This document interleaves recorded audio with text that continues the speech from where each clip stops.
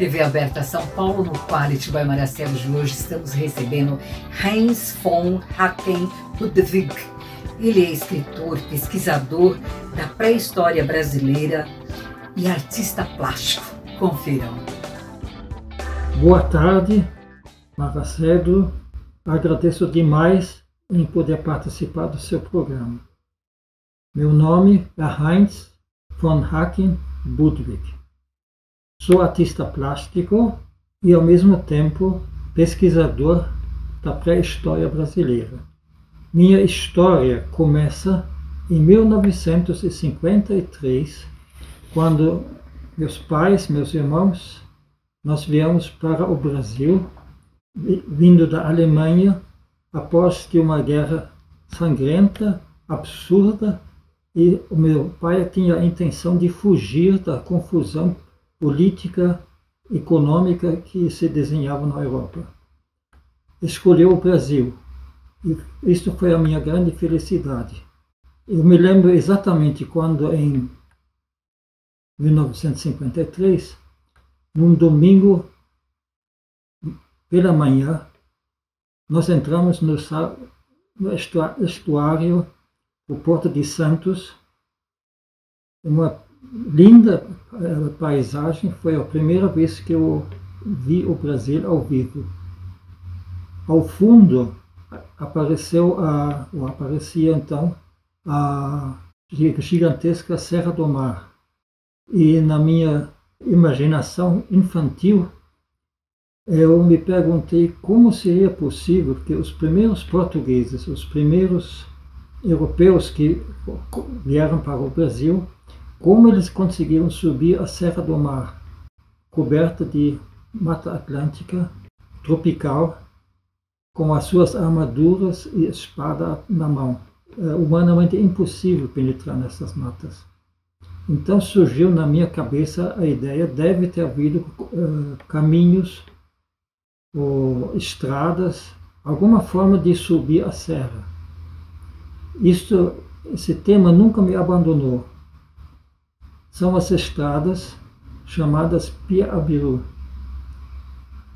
No Brasil existem estradas que cortam o país em diversos sentidos, sempre a partir do Atlântico, dos portos naturais brasileiros, rumo a Cusco, o melhor lago Titicaca. Essas estradas me fascinaram e eu comecei a pesquisá-las sempre que havia tempo ou quando surgiram oportunidades nesse sentido. Hoje acredito que sou um dos poucos pesquisadores que tem um mapa quase que perfeito dessas estradas.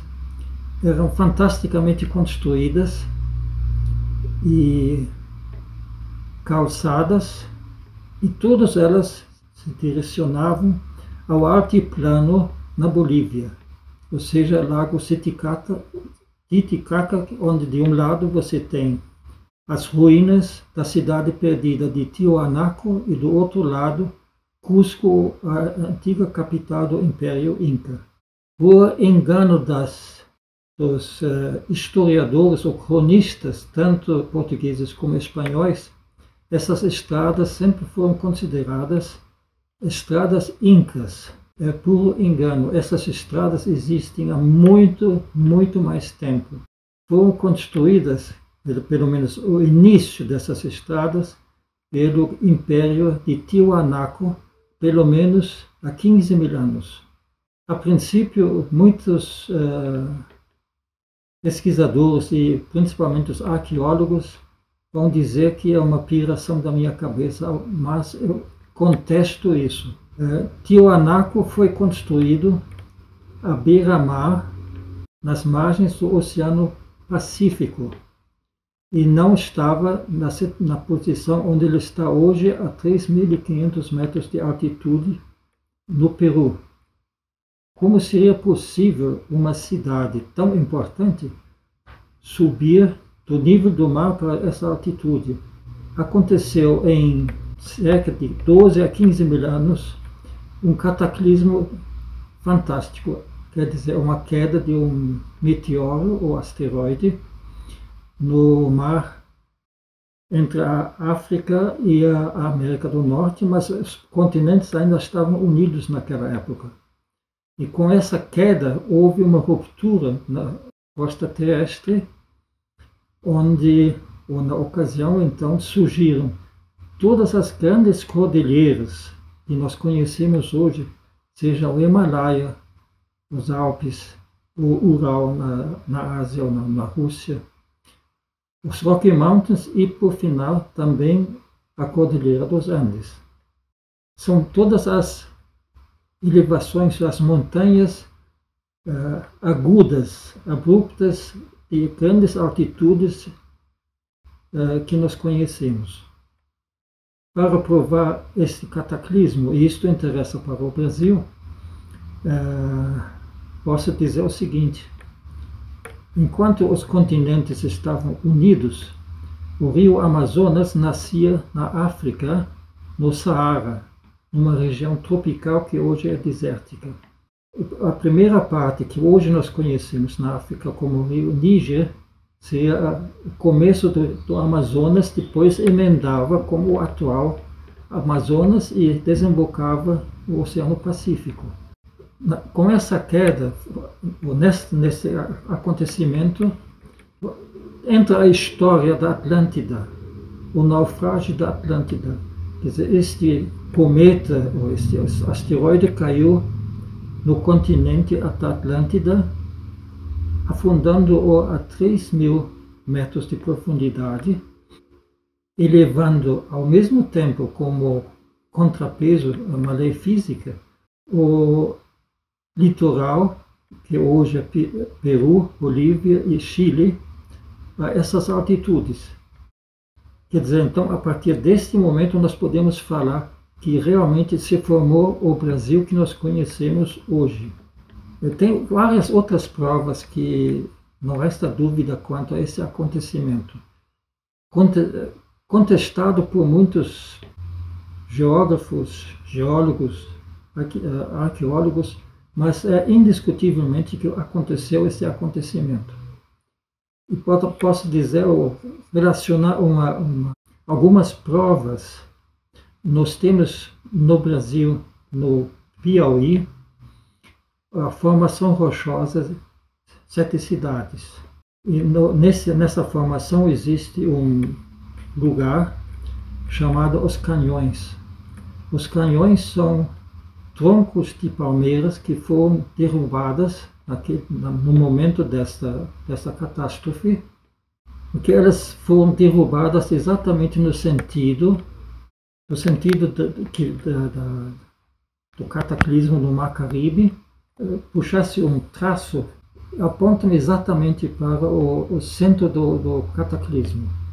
Esses troncos são petrificados de uma forma que só acontece quando você junta as condições adequadas, ou seja, cinzas vulcânicas, águas geladas, e isso tem que acontecer em questão de segundos. Até hoje não existe uma explicação dos cientistas, vamos globalizar isto, quanto a estas petrificações. Mas continuando a minha aventura, então sempre que eu já saía em campo, isto na verdade foram mais de 450 mil quilômetros rodados pelo Brasil, eu sempre continuei buscando as antigas estradas, ou seja, os piabirus. É interessante notar que essas estradas ajudavam no intercâmbio comercial entre Tiwanaku, mais tarde outras civilizações, o litoral pacífico, como Chavin e Shimu, todos impérios ou culturas anteriores ao Império Inca. E sempre terminavam no litoral brasileiro, onde nós temos uma dúzia de portos naturais.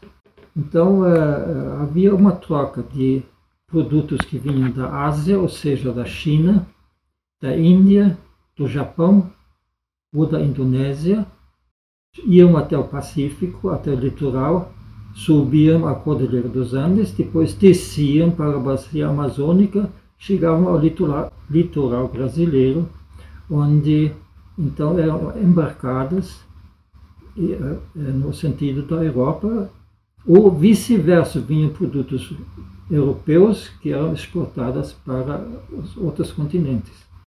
Este intercâmbio foi interrompido pelo cataclismo. Aí diga-se o seguinte, que depois do cataclismo seguiram-se em mais ou menos 5 a 6 mil anos, até que a superfície da Terra se refez. Surgiram novas civilizações, a vegetação mudou, tanto que ao lago Titicaca, que era um trecho do Oceano Pacífico, e os grandes lagos, as estepes, as regiões desérticas no altiplano da Bolívia eram fundos de mar, e ao mesmo tempo, do lado brasileiro, se formaram a bacia amazônica tropical. Surgiram então, por volta de 6 mil anos antes da era cristã, as primeiras grandes civilizações que nós temos notícias, ou vestígios, tanto do Império, em primeiro lugar, sempre se lembra do Egito, mas teve civilizações na Mesopotâmia que foram se evoluindo ao redor do mundo. Apenas 5 a 4 mil anos antes da nossa era cristã, surgiram então na Europa a cultura megalítica. Digo Europa porque é a região nórdica, que inclui a França, parte da Alemanha, Dinamarca, Noruega, Finlândia, Suécia. Surgiu então a civilização celta, embora a gente não pode chamar o povo daquela época de celta. São vários grupos étnicos, mas todos tendo a mesma cultura, que seria a cultura megalítica. Quais são os vestígios da cultura megalítica? Nós temos o mais famoso na Irlanda ou na França. Então, na Europa surgiu o famoso Stonehenge, na França o Karnak, alinhamentos de pedras. Todas essas instalações, vamos chamá-las assim, tinham orientação astronômica fantástica, onde até hoje a gente se pergunta como esses povos naquela época, de onde eles tiraram essas informações astronômicas sem ter o equipamento que nós temos hoje. Quanto ao Brasil, e isto é uma das grandes façanhas da minha pesquisa, eu localizei, ou melhor dizer, nós, porque tinha uma equipe comigo, que nós somos filiados ao Instituto Histórico e Geográfico de São Paulo. Nós localizamos, documentamos, medimos alinhamentos em Mato Grosso, perfeitamente compatíveis com aqueles da Europa. Nós documentamos alinhamentos de pedra fantásticos na Bahia e construções megalíticas, quer dizer, cidades rurais de pedra, em síntese, muitas construções todas feitas em pedra, muito bem trabalhadas, exatamente da mesma forma como acontecia na Europa, ou melhor dizer, no Velho Mundo. Como essas pesquisas todas anteriores que normalmente eram feitas por franceses, ingleses, alemães, austríacos. Houve uma certa prepotência europeia, eles sempre partiam do princípio que toda a cultura vinha da Europa. Puro engano. No Brasil, nós temos, além desses documentos exatamente equivalentes aos da Ásia ou da Europa, nós temos outros fatores que provam, primeiro, a união dos continentes antes do cataclismo, de 12.000 anos atrás, narrado por Platão.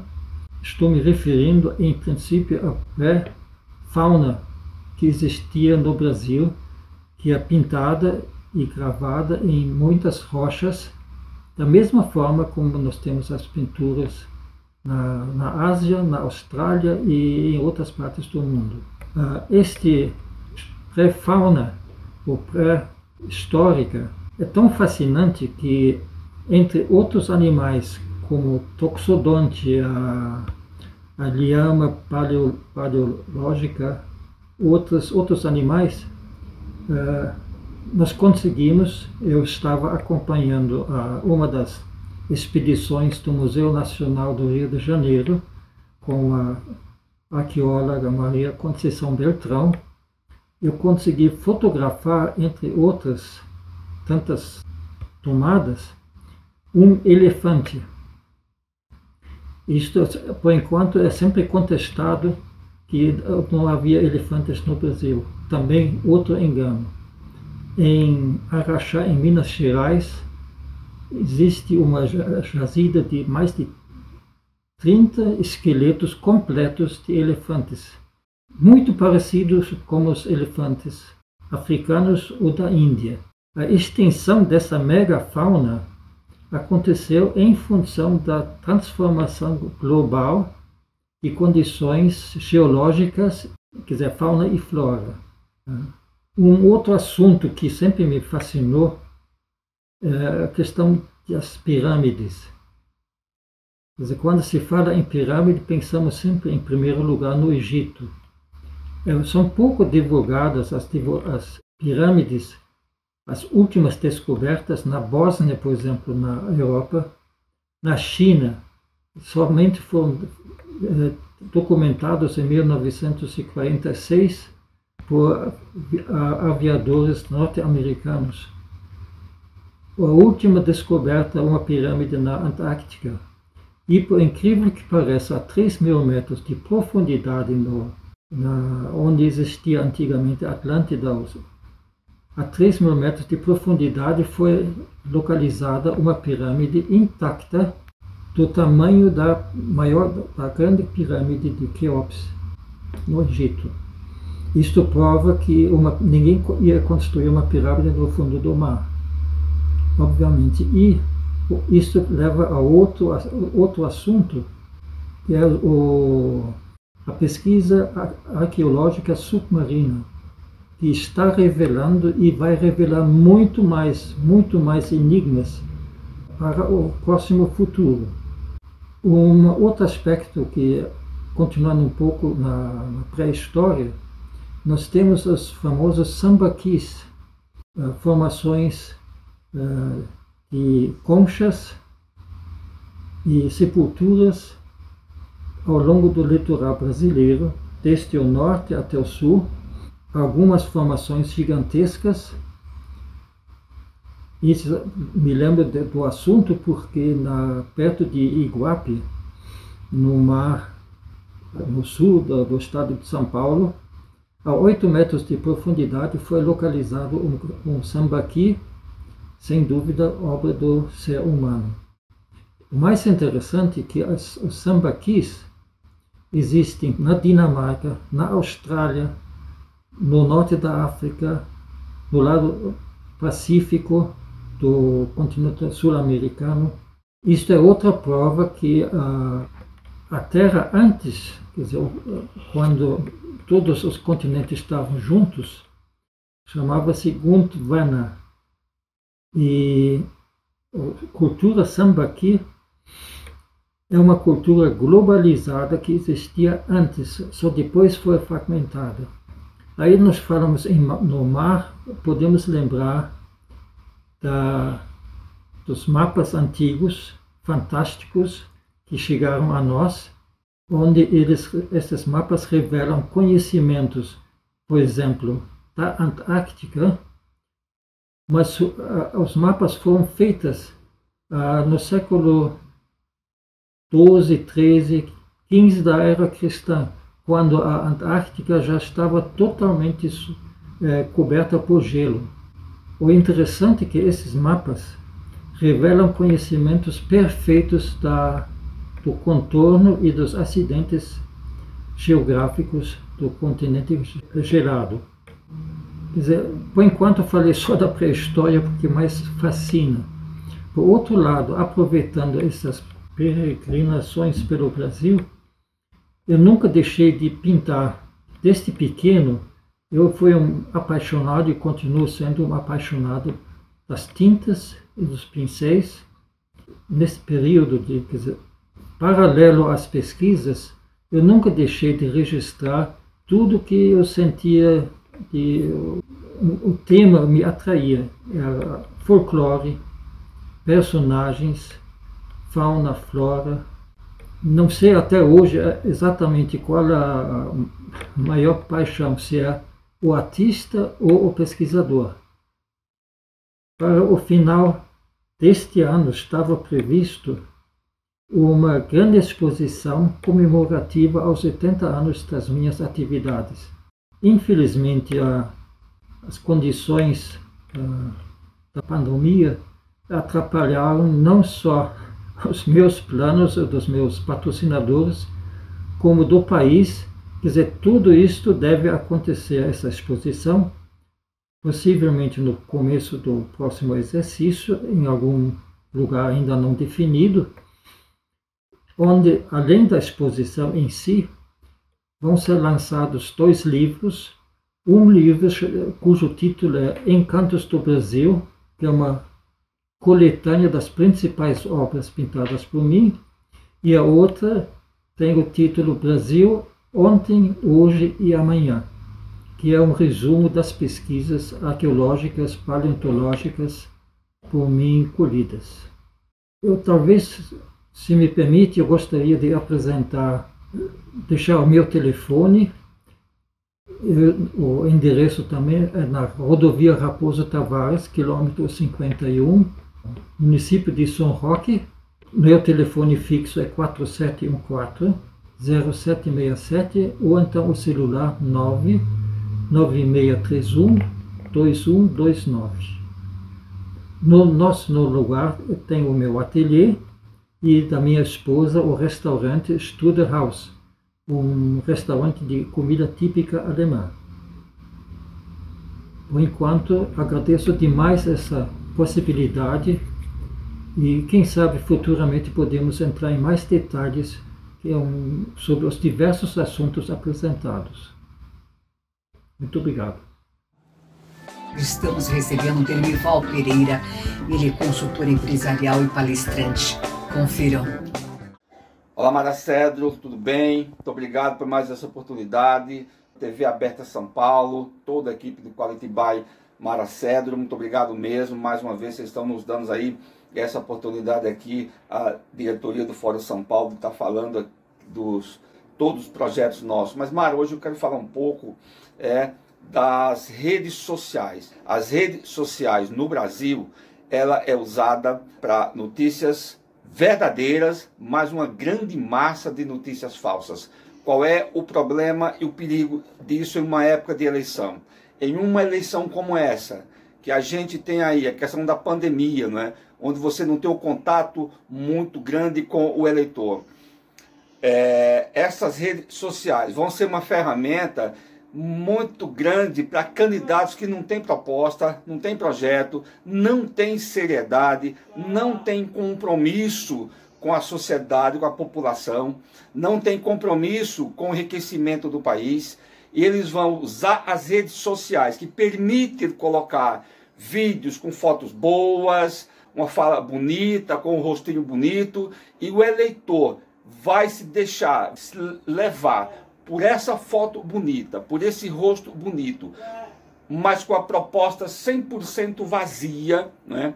Com essa notícia mentirosa das redes sociais, e vota nesse candidato. 2018, pagamos um preço muito grande e hoje temos nas assembleias, na Câmara Federal, parlamentares sem nenhuma qualificação, sem nenhuma capacidade de exercer o cargo que ocupa. A eleição de vereador ela é extremamente importante para a população municipal, porque a população não mora na União, não mora no Estado, a população mora no município, não é? E o vereador é uma peça muito importante. Isso já diz que o voto para vereador tem que ser muito melhor qualificado. O prefeito é a peça maior no município, mais importante do que o presidente da República. O prefeito precisa ser alguém com muita qualidade, com muita qualificação, com muita competência. Eu recomendo, Mara, aos nossos eleitores nos municípios tomar muito cuidado com as redes sociais. Não vote em ninguém por conta da rede social.